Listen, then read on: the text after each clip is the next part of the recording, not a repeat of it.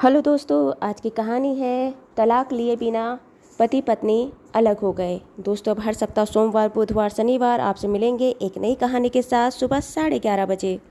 शादी के बाद आज पहली बार घर के दामाद संदीप जी और बेटी अवंतिका आई थी। घर के किचन से हाथ पोंछते हुए रूपा जी आई और अपने दामाद का स्वागत की। उन्हें सत्कार सम्मान से सोफे पर बिठाई और फिर फटाफट किचन से 2 गिलास पानी लाकर आई। दामाद जी के सामने के सोफे पर बैठते हुए पूछी, और दामाद जी सब ठीक है? आप दोनों कैसे हो? परिवार में आप सब कैसे? आप पहली बार घर आए हैं, साथ में सच में बहुत खुशी हो रही है, बहुत अच्छा लग रहा है। और बिटिया तू कैसी है, सब ठीक है? रूपा जी सोच शादी के बाद पहली बार अवंतिका को साड़ी में देख रही थी। बहुत सुंदर और प्यारी लग रही थी। अवंतिका भी अपने सर को हिलाते हुए हल्का मुस्कुराते हुए बोली, हाँ माँ, मैं भी बिल्कुल ठीक हूँ। तभी घर के दूसरे तरफ से दूसरे कमरे से सुदेश जी बाहर आए। दामाद संदीप जी ने सुदेश जी का पैर छुए और फिर बैठे सुदेश जी भी दामाद जी का कुशल क्षेम हाल चाल पूछे और फिर बैठकर सब बातें करने लगे। अवंतिका रूपा जी के साथ किचन आई, चाय नाश्ता बनाने में अपनी माँ की मदद की और फिर ढेर सारी बातें करने के बाद अवंतिका को घर छोड़ने के बाद दामाद संदीप जी वापस अपने घर लौट गए। शादी के बाद आज सही मायने में कहा जाए तो अवंतिका पग फेरे के लिए मायके आई थी। वह मायके में 2 दिन पहले रहने वाली थी और उसके बाद फिर से उसको वापस ससुराल जाना था। संदीप जी के जाने के बाद रूपा जी और सुदेश जी बहुत खुश हुए। आखिरकार उनकी बेटी शादी कर पहली बार घर आई थी। कितनी सारी बातें हैं उसकी शादी कर ससुराल जाने के बाद। 4 दिन में ही ऐसा लग रहा था जैसे अपनी बेटी को मिले हुए कितने दिन हो गए। कितनी सारी बातें हो गई थी, जैसे बोलना था, सुनना था, बेटी के घर परिवार का समाचार पूछना था, सुनना था, जानना था कि आखिर वह भी कैसे हैं और उनकी बेटी वहाँ खुश है कि नहीं है। 2 दिन निकल गए और 2 दिन बाद दामाद संदीप जी वापस आए अवंतिका को अपने घर ले जाने के लिए, अवंतिका को उसके ससुराल ले जाने के लिए। सुदेश जी, रूपा जी फिर अपने दामाद संदीप जी का आवभगत किए। सबके बीच अच्छी सी बातें हुई। फिर संदीप जी को अपनी बेटी को कपड़े, मिठाइयाँ और ढेर सारा सामान देकर उन्हें विदा किया। रूपा जी और सुदेश जी बहुत खुश थे कि उन्हें बहुत अच्छा दामाद संदीप मिला है और संदीप जी भी अपने ससुराल परिवार को देखकर खुश थे कि उनकी पत्नी अवंतिका के साथ साथ उनके माँ पिता भी बहुत सुलझे और सहज स्वभाव के हैं।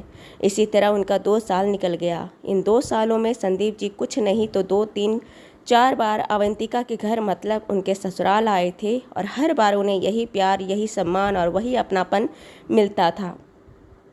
2 साल के बाद अवंतिका और संदीप जी को खुशखबरी मिली कि अवंतिका माँ बनने वाली है। अवंतिका भी खुशी से फूले नहीं समा रही थी।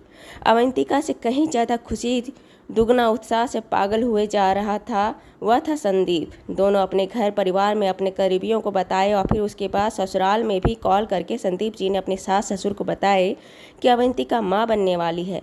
अवंतिका जी की माँ रूपा जी ने कहा कि बेटा अभी ज़्यादा बाहर आना जाना मत कीजिएगा, ये खबर अभी ज़्यादा बाहरी लोगों को मत बताइएगा। 3 महीना थोड़ा आराम कीजिएगा और 3 महीने के बाद अगर हो सके और आप लोगों का बनता हो इधर आने का तो एक बार घर आने का कोशिश कीजिएगा। 3 महीना और निकल गए और 3 महीने के बाद संदीप जी रूपा जी फ़ोन करके बताए कि हम आ रहे हैं। रूपा जी, सुदेश जी बहुत खुश हुए। उनकी बेटी घर आ रही थी, वह आ रही थी, साथ में खुशखबरी के साथ आ रही थी कि वह माँ बनने वाली है। रूपा जी और सुदेश जी बहुत बेसब्री से अपने बेटे का इंतज़ार कर रहे थे। जब रूपा और संदीप जी अपने ससुराल पहुंचे तो संदीप जी खुद को रोक नहीं पाए और वह घर घुसते के साथ ही सबसे पहले अपने ससुर सुदेश जी के कमरे की तरफ चल पड़े। संदीप जी सुदेश जी के कमरे के जैसे ही बाहर आकर खड़े हुए, उन्होंने देखा कि सुदेश जी के रूम में एक छोटा सा किचन बना हुआ है, वहाँ पर वह अपने लिए रोटियाँ सेक रहे हैं। संदीप जी को बहुत अजीब लगा। उनके ससुर अपने लिए रोटी और अपने लिए खाना क्यों बनाते हैं? क्या बात है? ससुर सुदेश जी अपने दामाद को नहीं देखे थे कि वह दरवाजे के पास खड़े हैं और संदीप जी नहीं चाहते थे कि उनके ससुर जी यह देखकर अपने को असहज महसूस ना करें कि उनके दामाद ने उन्हें देख ली है। लिहाजा संदीप जी वापस पीछे हो गए और थोड़ा आवाज़ देते हुए बोले, पापा जी, माँ जी, देखो कौन आया है। सुदेश जी अपने कमरे से बाहर आए। अपने दामाद को देखकर पहले उनको आशीर्वाद दिया, बैठाया और थोड़ा बात किए। उसके बाद दामाद संदीप जी को बोले कि 5 मिनट में आता हूँ। दरअसल उन्हें भूख लग रही थी। वह अपने कमरे में जाकर जल्दी से कुछ खाकर आना चाहते थे। इधर हॉल में रूपा, अवंतिका जी और दामाद जी तीनों बैठ नाश्ता किए और बैठ साथ में बात करते रहे। संदीप जी वापस घर लौटना चाहते थे। कुछ देर बाद लगभग 4-5 घंटे रहने के बाद अवंतिका और संदीप जी वापस अपने घर जाने के लिए कहने लगे। रूपा जी बहुत दबाव डाले कि संदीप जी कुछ नहीं तो आज के दिन तो यहाँ पर रह जाइए, बहुत अच्छा लगेगा। लेकिन संदीप जी बोले कि अगली बार आएंगे तो ज़रूर रहेंगे, आज थोड़ा ज़रूरी है, आज जाना चाहते हैं। माँ जी माफ़ कीजिएगा। और क्षमा याचना करने के बाद वहाँ से दोनों पति पत्नी विदा लिए। रास्ते भर संदीप जी बिल्कुल खामोश रहे। अवंतिका बहुत बार पूछी क्या बात है, परेशान हो क्या? संदीप जी से कुछ उत्तर नहीं मिला। संदीप जी को बिल्कुल चुप अनमना देख अवंतिका भी चुप हो गई। ठीक है, हो सकता है अभी मन नहीं है, कभी मन हो तो फिर खुद से बताएंगे। 2 दिन ऐसे ही निकल गए।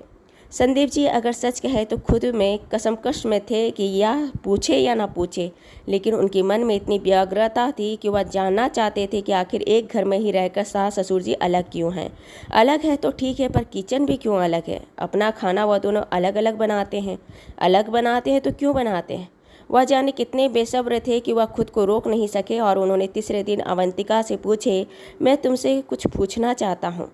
अवंतिका बोली, हाँ हाँ पूछिए, क्या बात है? संदीप जी कहे, जब मैं तुम्हारे घर गया था ना तो मैं तुम्हारी माँ बनने की खुशखबरी तुम्हारे पिता को बताने से रोक नहीं पाया। मैं चाहता था कि तुम्हारे पिता को मैं यह खुशखबरी खुद से सुनाऊं। जब मैं उनके कमरे की तरफ गया तो मैंने देखा कि कमरे के कोने में एक टेबल रखा हुआ है, उसमें गैस चूल्हा है और पास में ही कुछ बर्तन है और कुछ खाने का सामान है। वह अपने लिए रोटियां उतार रहे थे। वह मुझे नहीं देखे और नहीं देखे तो मैं उन्हें बताना भी नहीं चाहता था कि मैंने उनको रोटी उतारते देख लिया है, कहीं वह मुझे देखकर असहज ना हो जाए, इसलिए मैं पीछे हट गया। लेकिन ये क्या बात है, मैं समझ नहीं पाया। मैं इतना दिन से तुम्हारे घर गया, मुझे तो सब कुछ बहुत अच्छा लगा। तुम्हारे माँ पिताजी, तेरे मम्मी पापा के बीच का बात व्यवहार भी बहुत अच्छा था। हमसे भी जब बात करो तो बहुत अच्छे से बात करते थे। कभी यह लगा ही नहीं कि वह दोनों के बीच में नाराज़गी नाम जैसा भी कोई बात है। अवंतिका बोली कि जब से उन दोनों की शादी हुई है तभी से उनके बीच में कभी बनी नहीं। शादी के बहुत जल्दी उन्हें बच्चे हो गए। आप तो जानते हो कि हम 2 भाई बहन हैं, मैं और मेरा बड़ा भाई। जब हम दोनों बच्चे हुए तो हम बच्चों के बारे में यह सोचकर वह साथ रहे कि हम दोनों बच्चे छोटे हैं, हम दोनों बच्चे बिना माँ बाप के ना रहे, हमारी परवरिश अच्छे से हो, इसलिए वह साथ रहे। साथ में घर परिवार के दादा दादी और बड़े बुजुर्ग भी उनको साथ में जोड़े रखने में अहम भूमिका रखे। जब हम थोड़े बड़े हो गए, मैं 10वीं और बड़े भाई 12वीं तक आ गए तो हमारे बड़े बुजुर्ग दादा दादी भी शांत हो चुके थे, चाचा चाची अलग हो चुके थे। अब उनके बीच में कोई अगर बहस होती, उनके बीच में कोई मतभेद होती, उनको सुलह कराने वाला कोई नहीं था।